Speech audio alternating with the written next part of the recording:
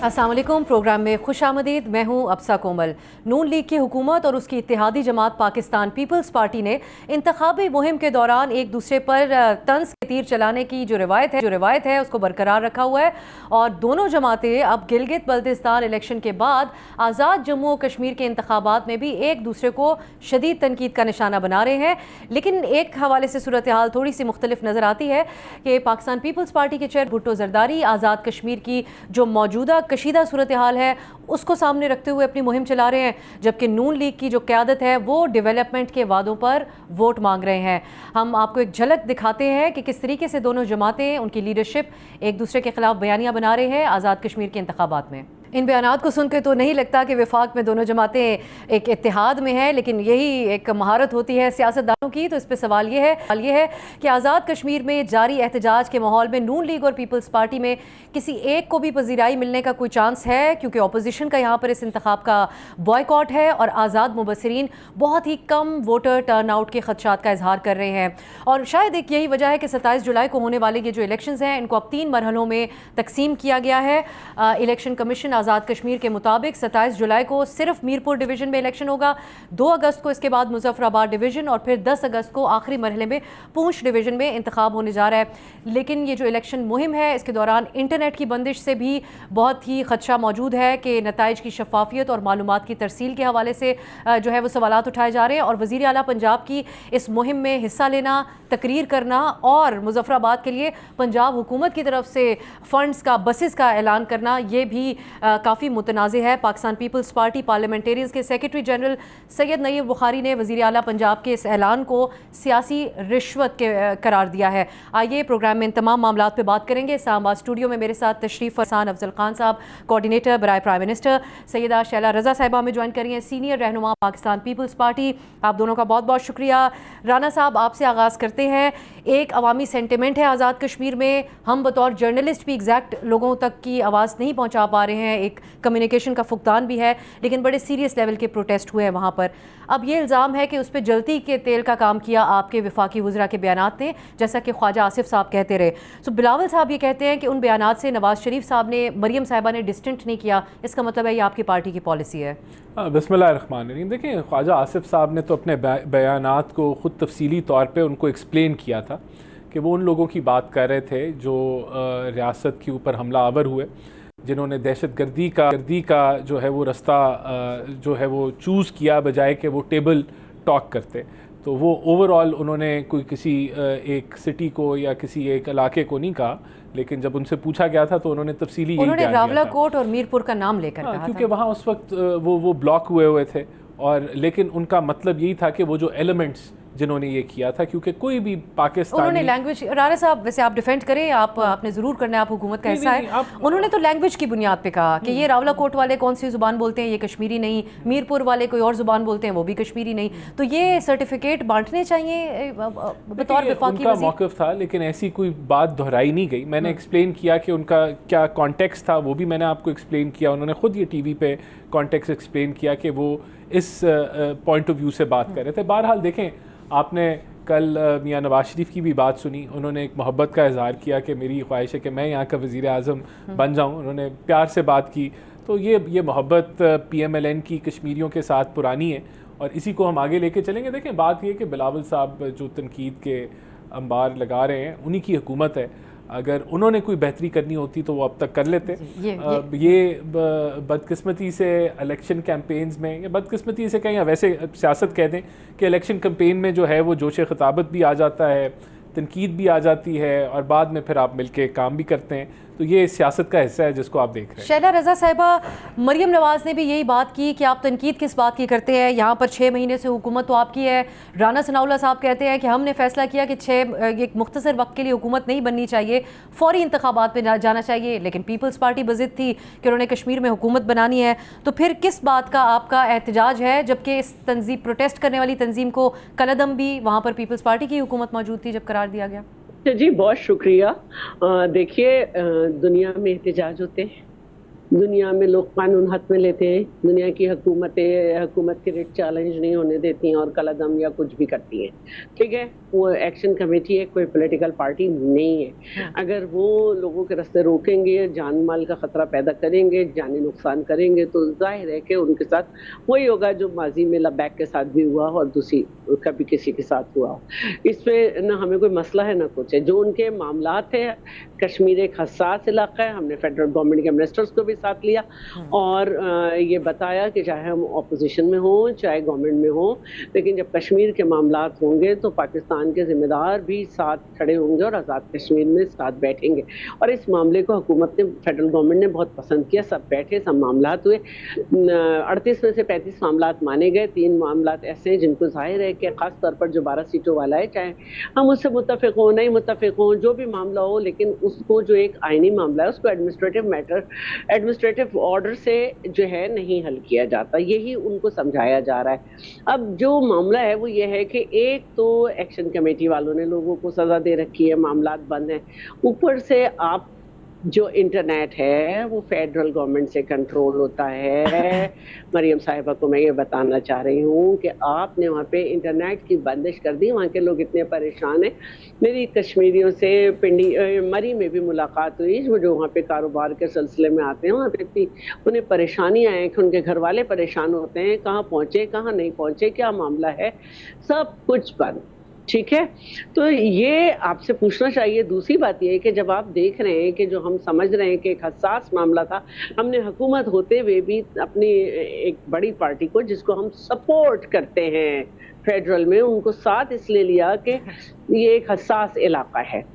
وہاں کے لوگوں کو آپ نے ایک زبان سے, جو بلاول صاحب اعتراض کر رہے ہیں, انہوں نے فلور آف دا ہاؤس بھی کیا, اس وہاں پہ بھی جواب نہیں آیا کہ آپ کیسے کہہ سکتے ہیں کہ یہ لوگ یہ زبان نہیں بولتے اس لیے کشمیری نہیں ہے.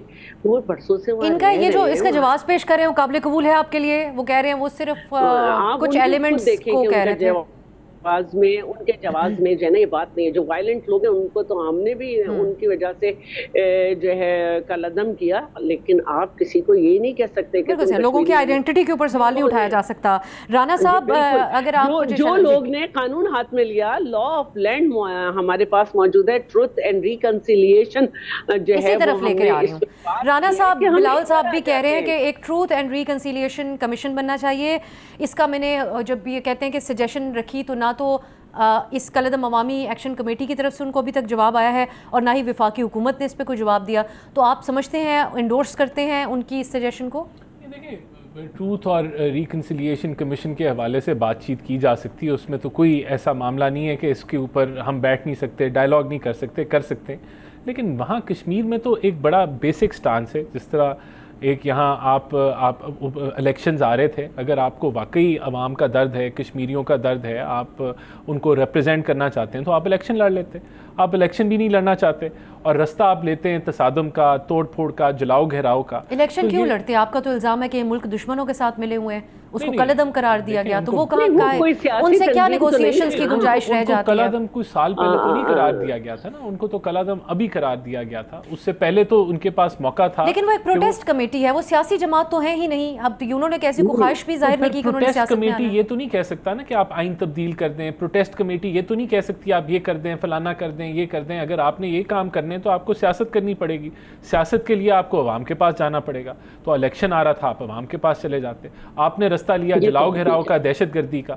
شیلا صاحبہ, آپ کی بھی یہی ڈیفینیشن ہے اس تنظیم کو لے کر؟ نہیں, دیکھیں آئینی ڈیمانڈ کو اگر جتھے بندی کے اوپر ملک کو پیرالائز کر کے ہم اس کو نہیں ٹھیک کر سکتے نا. اگر ہم عدالت کو بھی کہتے ہیں کہ آپ ری رائٹ نہیں کر سکتے, تو عوام کو بھی یہ سمجھنا چاہیے. اور یہ بات ہم یہ بار بار سمجھا رہے ہیں کہ یہاں تک کہ ایک جنبش قلم سے آپ کے جو ایف آئی آر تھیں ان تک کو ختم کیا گیا.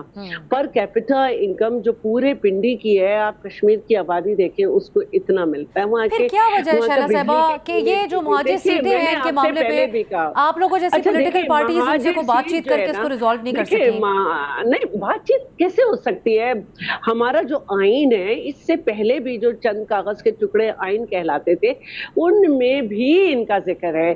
तो जो चीज आइन के जरिए होनी है, एक पार्टी सिंगल अगर उसमें है, क्या कहना चाहिए, हुकूमत में, तो वो ये कैसे कर सकती है? ये उनको पहले दिन से समझाया गया कि एक पहली बात तो ये कि एक ये भी तरीका नहीं है कि 8-10 महीने रह जाएं, आप हुकूमतें गिरा दें और फिर कहें इधर के पहले इलेक्शन कर लें। यही तो पंजाब में हो रहा था कि पीटीआई ने पंजाब हुकूमत गिराई, जबकि उनका जो इलेक्टोरल कॉलेज है, खुद परवेज इलाही ने कहा 99.9% लोग जो हैं वो चाहते हैं कि असेंबली ना गिरे। तो इधर जब इस तरह से इस हो एक रहा मामले पे था, आपका इत्तेफाक है कि जो वो डिमांड्स कर रहे थे वो इस अंदाज में नहीं की जा सकती थी, और जो काउंटर किया गया, जिस तरह हैंडल किया गया इस प्रोटेस्ट को, डिमांड यही कुछ एक भी हो, तरीका मौजूद लेकिन था। उसमें हुकूमत की रिट को चैलेंज करना और जानी नुकसान करना, इसको कोई हुकूमत किसी भी दुनिया में बिल्कुल बर्दाश्त। प्रोग्राम में भी वक्त हुआ एक ब्रेक का।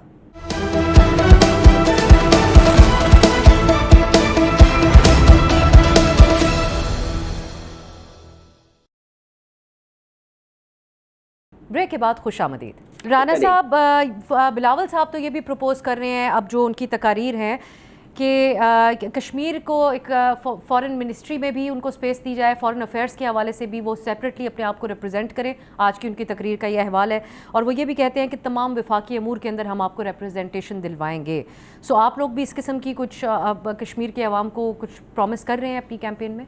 देखिए, बात ये है कि हम जो प्रॉमिस कर रहे हैं वो तो ऑब्वियसली हमारे मियां नवाज शरीफ कल गए हैं और हमने डेवलपमेंट की बात की है, बहुत सारी चीज़ों की बात की है। देखें, यहाँ कश्मीर के अपने प्राइम मिनिस्टर हैं और वो इन चीज़ों को एज इंडिपेंडेंटली कर सकते हैं अगर वो करना चाहें तो। लेकिन अगर वो हमारी फॉरेन मिनिस्ट्री के थ्रू वो ये चीज़ें करना चाहेंगे, दैट इज़ समथिंग एल्स। जब वो खुद प्राइम मिनिस्टर हैं तो ही कैन यू नो उनके साथ बैठ के इन चीज़ों को देखा जा सकता है, लेकिन हमने ऑब्वियसली ऐसी कोई अनाउंसमेंट होनी चाहिए वैसे आपकी नज़र में? देखिए, मैं नहीं समझता कि ये इसके इस हवाले से मुझे ये भी नहीं पता कि हमारी पार्टी पॉलिसी क्या है, लेकिन मैं समझता हूँ कि कश्मीरियों को हमें जो है, जो मकबूजा कश्मीर भी है, उसको रेफरेंडम का हमें हक दिलवाना चाहिए, और उसके लिए हम आवाज़ उठा रहे हैं। कश्मीर हमारी जो है दिल की धड़कन है और उसके हवाले से हम चीज़ें चल रही हैं। लेकिन दीज थिंग्स ये it is too early. Election campaign के अंदर आप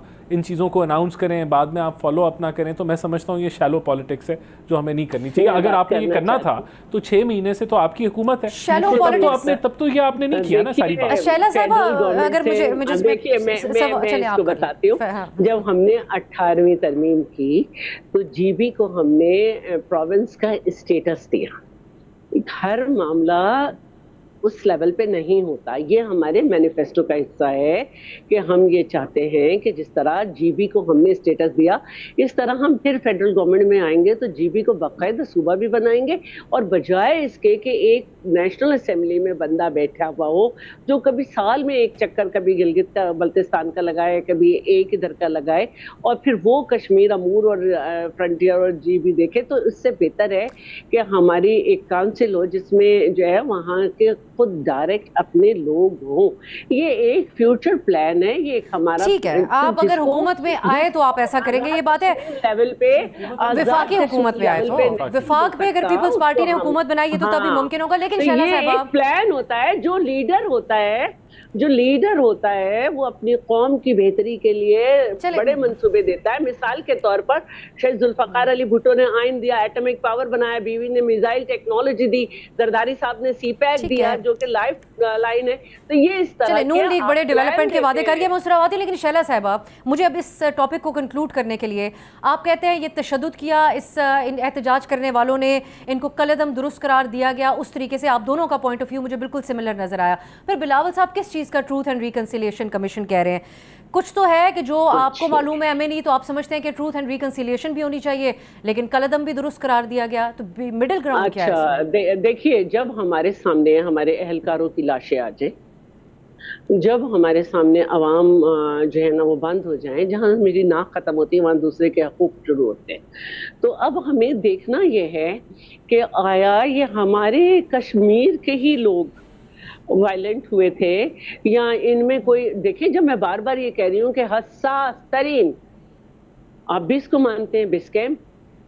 तो जब हम ये मान रहे हैं तो हमें फिर ये देखना है ट्रूथ एंड रिकंसिलिएशन कमीशन बना के कि क्या वजह थी कि हमारे कश्मीरियों ने इस तरह से हथियार उठाए, उनमें कौन आ गया था, कौन नहीं। ये ऐसी बातें हैं जिनको हम वो नहीं कर सकते। और क्या कौन लोग हैं जिनके हाथ में अभी तक जो है कश्मीरी, इसके बावजूद कि वो जलसों में आ रहे हैं, चाहे कम तादाद में आए चाहे ज्यादा तादाद में आए, किसी पार्टी के लिए आए, क्या वजह है, उन पे क्या डर है कि वो नतीजा नहीं अखज़ कर पा करके रहे हैं? इल्जाम तो उन पे लगा के और कलअदम तो करार दे दिया गया, लेकिन अब देखिए जब फौरन तशद्दुद हो रहा हो, फौरन लाशें गिर रही हो, तो फौरन एक्शन लेना पड़ता है। ठीक है, मुकम्मल आप भी जस्टिफाई करती हैं इसको। शैला साहिबा, मरियम नवाज कहती है कि जिनके अपने सूबे में सड़कें टूटी हुई हैं वो कश्मीर के लिए क्या करेंगे। खुद तो उन्होंने बड़े वादे किए डेवलपमेंट के, और यही बताती हैं कि डेवलपमेंट हमारी स्ट्रेंथ है, और इसी को आप लोगों के खिलाफ वो इस्तेमाल कर रही हैं। देखिए जो उनका ये बयानिया है वो जीबी में पिट चुका है, और हम उनसे ये कहना चाहते हैं आप कश्मीर के लिए कोई मंशूर नहीं लाई। और आपने ये भी कहा मैं यहाँ वोट मांगने नहीं आई, जबकि मैं आवाम से वोट मांगने पे यकीन रखती हूँ। ये वो ताकत है जो शहीद जुल्फ़िकार अली भुट्टो ने दी। आप 2016 से 2021 तक थे, तो ये वाले वादे जो आपने आज किए जब भी किए थे।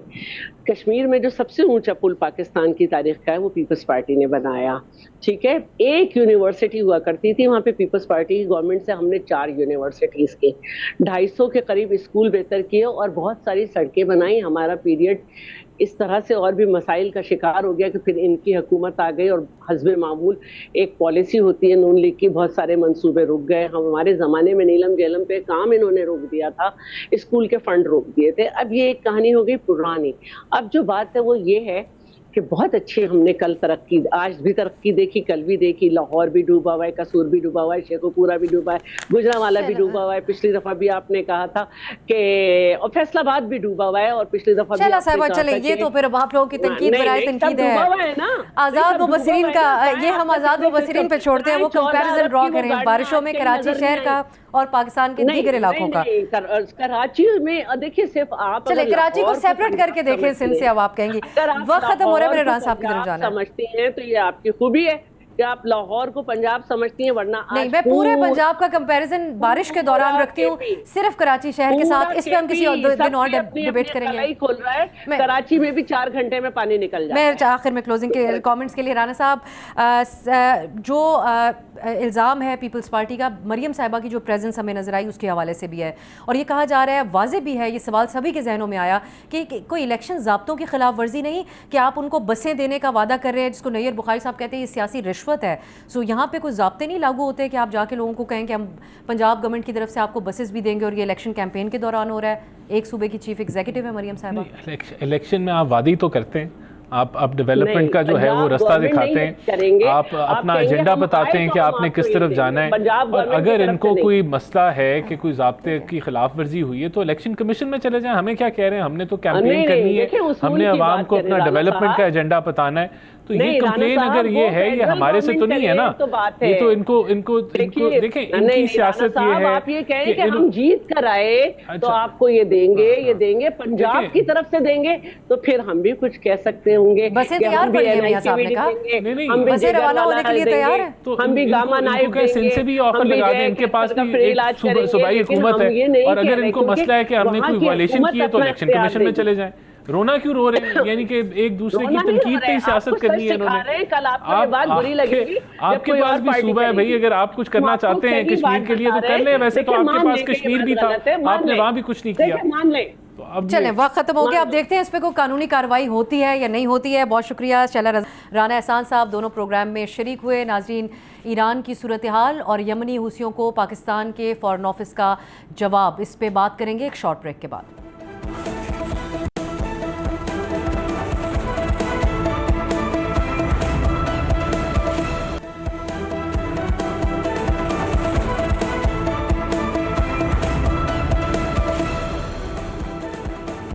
ब्रेक के बाद खुश आमदीद। जहां अमरीकी सदर की धमकियां और ईरान और अमरीका के एक दूसरे पर तसलसल से हमले जारी हैं, अब इसके साथ साथ ईरान के हिमायत याफ्ता यमनी हूसियों की तरफ से बाबुल मंदब से गुजरने वाले जहाज़ों को रोकना और इस आबी गुजरगाह को बंद करने की धमकियां देना दुनिया के अमन और मईशतों के लिए एक इजाफी चैलेंज बन चुका है।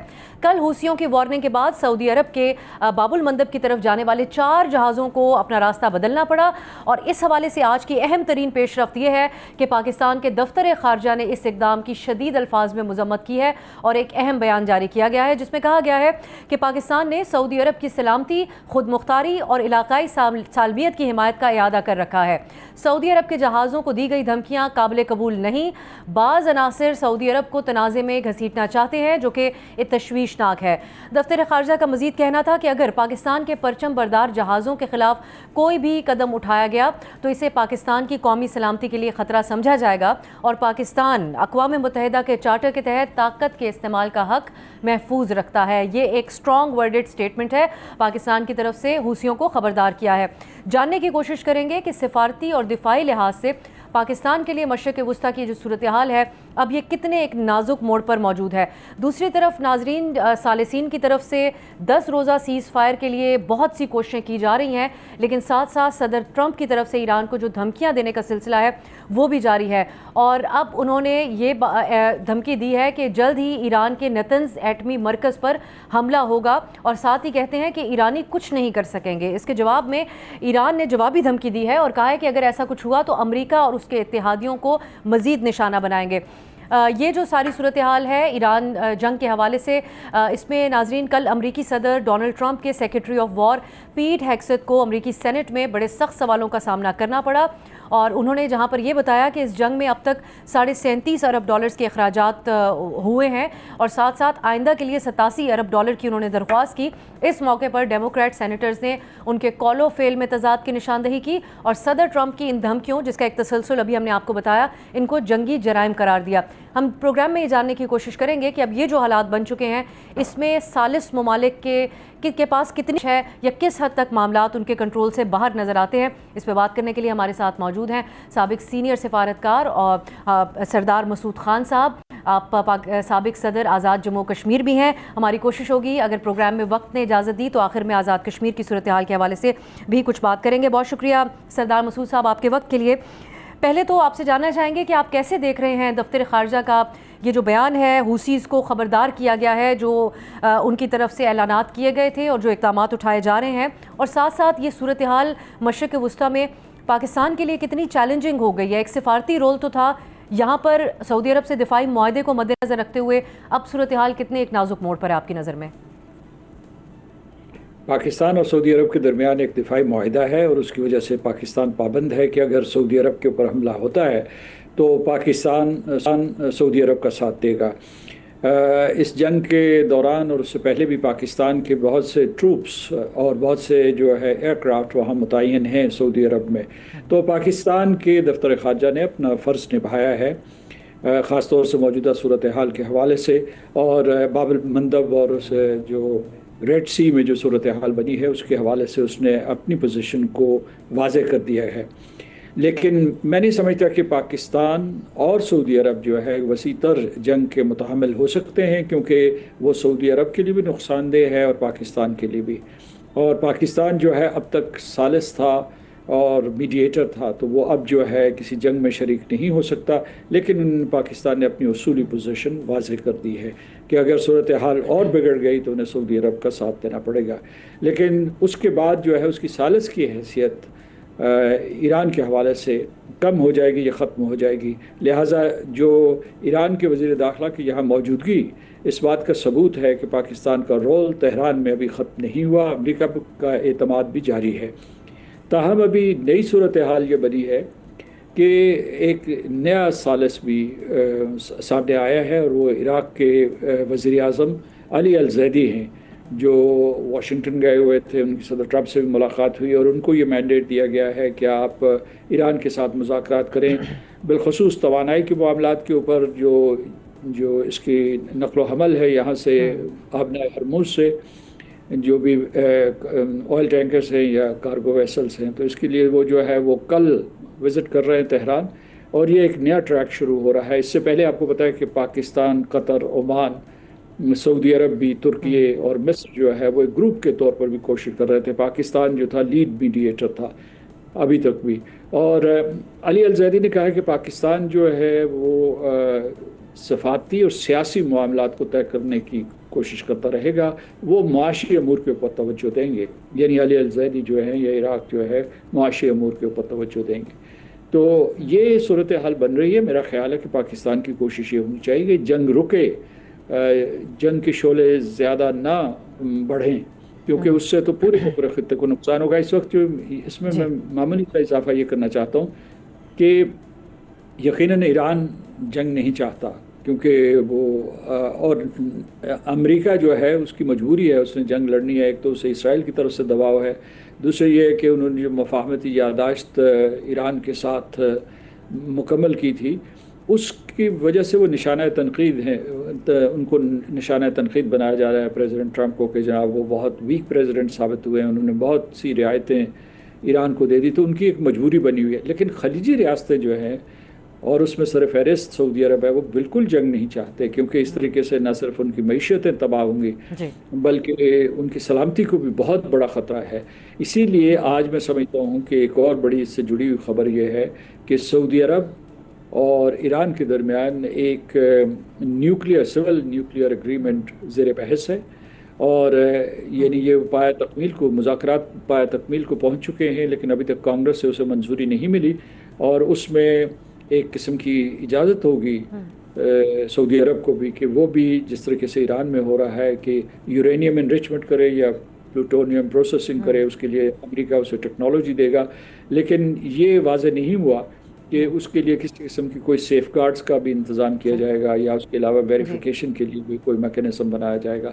تو میں سمجھتا ہوں یہ جو تناؤ ہے، کشیدگی ہے، تصادم ہے، اس کی فضا بڑھتی چلی جا رہی ہے اور اسے روکنا بہت ضروری ہے. ایمبیسڈر صاحب، باب المندب کی صورتحال کو اسپیسیفکلی اگر انالائز کریں، یہ اس سے آگے ہوتیز آپ کو لگتا ہے کہ بڑھیں گے؟ جس کا ابھی تک چار شپس کے حوالے سے بتایا جا رہا ہے ان کو وارننگ دی گئی اور وہ واپس بڑھ گئے. ویسٹرن میڈیا بھی اور عام طور پہ بھی مبصرین یہ رائے رکھ رہے ہیں کہ ایران کی طرف سے ان کو ایکٹیو کیا گیا کہ اگر امریکہ سویلین انفراسٹرکچر پہ حملے کرتا ہے تو اس کے بعد وہ ایکٹیو ہو جائیں، اور پھر ہمیں یہ دھمکی سننے کو ملی ہے. سو آپ سمجھتے ہیں کہ اب اس سے آگے چیزیں مزید یہاں پر بڑھیں گی؟ پھر پاکستان کی پوزیشن کیا ہوگی؟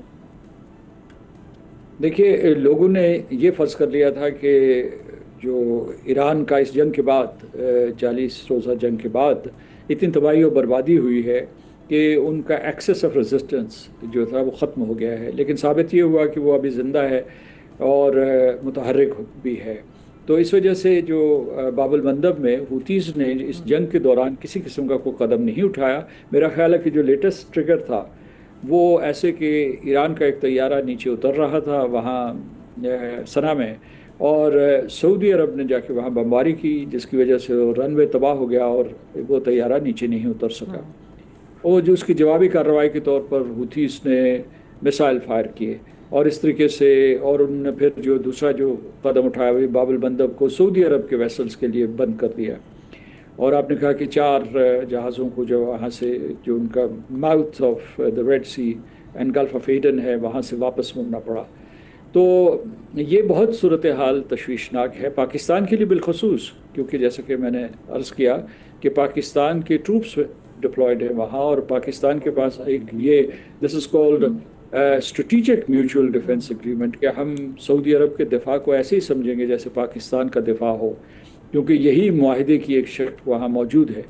تو یہ پاکستان کے لیے بڑا چیلنج پیدا ہو جائے گا. اسی لیے میں کہتا ہوں کہ سفارتکاری کے ذریعے اس پوری کی پوری صورتحال کو سنبھالنے کی کوشش کی جائے، اور جو ہے ایران اور امریکہ جو مرکزی فریقین ہیں ان کو میز کی ٹیبل پہ لائے تاکہ نہ صرف وہ آبِ ہرموز کا مسئلہ حل کریں بلکہ ساتھ ساتھ نیوکلیئر فائل کی طرف بھی توجہ دے سکیں. اب آخر میں اور یہ اس سے ہمارے موضوع سے ہٹ کر سوال ہے آزاد کشمیر کے حوالے سے. آپ صدر رہ چکے آزاد کشمیر کے. सरदार मसूद साहब, जो पिछले कुछ अरसे से हो रहा है, वहाँ पर एक बड़ा प्रोटेस्ट हुआ, उसको जिस तरीके से हुकूमत ने हैंडल किया उस पर मुबसरीन समझते हैं कि वो बड़ी मिस हैंडलिंग की गई है। अब वहाँ पर इलेक्शंस के तनाजुर में कैंपेन जारी है और पीपल्स पार्टी और नून लीग की क़यादत तो एक दूसरे के ऊपर सियासी तौर पर ब्लेम गेम कर रहे हैं, जो हमें इलेक्शंस में नज़र आता है। अपोजिशन का इस इंतखाब का बॉयकॉट है, लेकिन आपकी नज़र में जिस अंदाज में इस पे भारत ने भी प्रोपोगेंडा किया, यहाँ पर बनी सूरत हाल पर, ये आपने इसको कैसे देखा, इसको किस अंदाज में आगे लेकर चलना चाहिए? देखिए, भारत अगर देखता है कि पाकिस्तान के किसी इलाके में किसी किस्म की कोई अनरेस्ट है तो वो उसके ऊपर ज़ाहिर है मनफी तबसरे भी करेगा और उसका ज़्यादा से ज़्यादा फ़ायदा उठाने की कोशिश करेगा।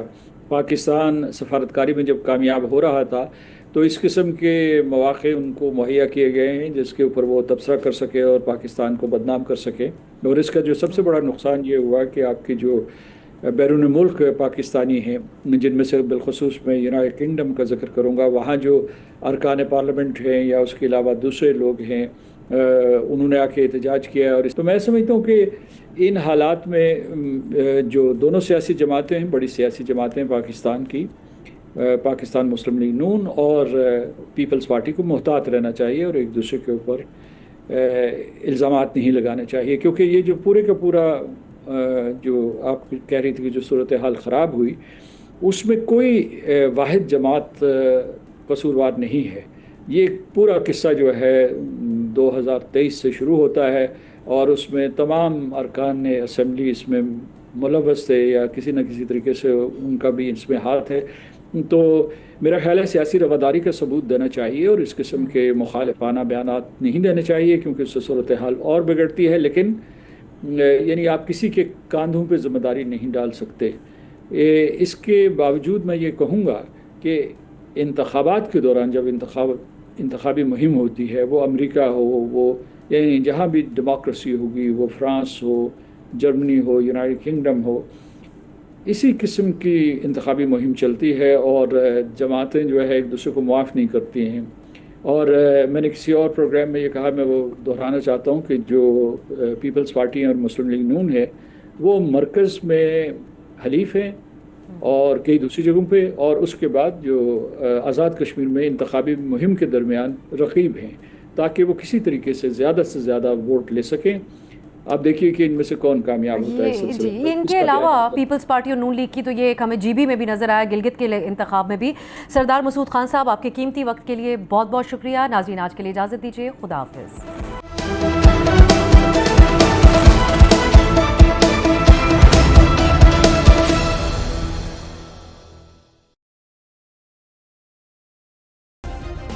सब्सक्राइब करें और बेल दबाएं ताकि कोई खबर रह न जाए।